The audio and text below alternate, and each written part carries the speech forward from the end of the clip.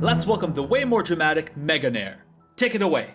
Clock Tower has you in control of 5 different characters, with sort of point-and-click controls, all being chased by Scissor Man. This, right here, made the game so special. As you explore your different scenarios, Scissor Man is always there, hunting you. But what made him so terrifying is he wasn't actually always chasing you. The key thing is that he's also hiding, waiting to ambush you when you least expect it. It becomes a true game of cat and mouse. Contrasting Resident Evil, Clock Tower doesn't feature action sequences or a big selection of weapons. No, your best bet is to hide under a desk, a bathroom stall. Often, all that's separating you from Scissor Man is a thin door. There's a real sense of hopelessness and dread. Silent Hill wanted to focus on the fear of the unknown, landing the player in the constantly foggy and snowy small town of Silent Hill, which is inhabited by monsters and somehow even weirder townspeople. It can break through the walls of darkness. The game was super cinematic, especially for its era, and was inspired by Twin Peaks and other David Lynch projects, leaning into the cinematics so much that they got rid of any on-screen HUD. Gameplay-wise, it was completely different from other existing horror games too. Harry, the game's protagonist, was much more agile, as was the combat.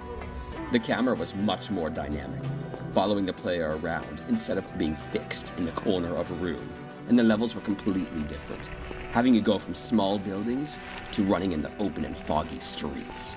A lot of the horror elements came from the town itself, Silent Hill. The player could never tell what to expect, and so much of what you experienced was pitch black, other than the flashlight you found early on. And in tradition with earlier horror titles, the game has multiple endings, depending on your actions.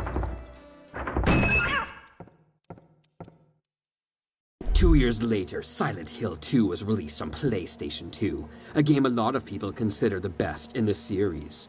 It was a continuation and evolution of the existing formula, leaning further into character psychology and the town's backstory as a major element of horror. And of course, I have to mention one of gaming's most recognizable antagonists, Pyramid Head.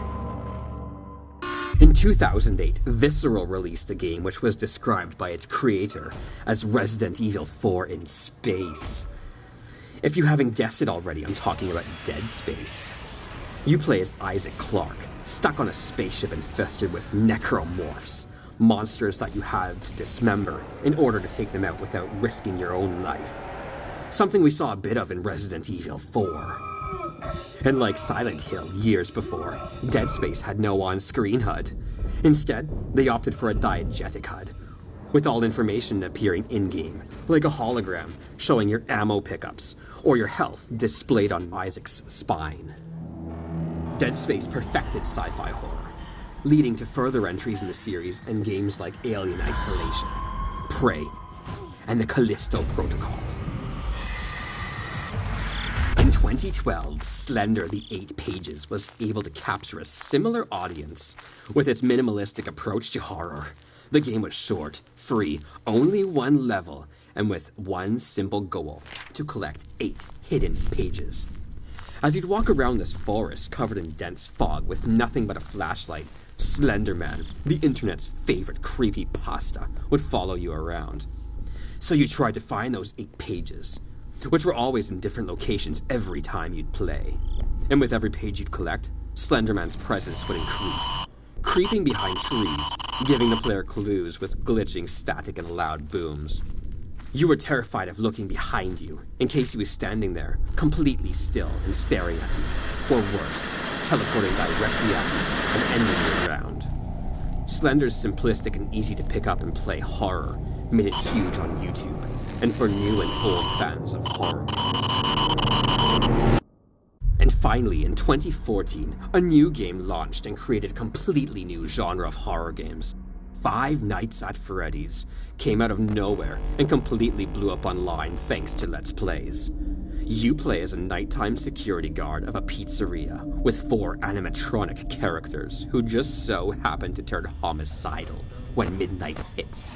So your job is to sit fixed in your chair, only being able to turn and interact with the tools around you. You have to check the grainy security cameras and track where the animatronic creatures are. Check the hallways adjacent to you to make sure they aren't getting ready to jump you, all while trying to balance limited electrical power. As with Amnesia and Slender, the premise and gameplay are so simple. Anyone can play, but it's also incredibly tense and nerve-wracking as you try to keep it together until morning when it's safe.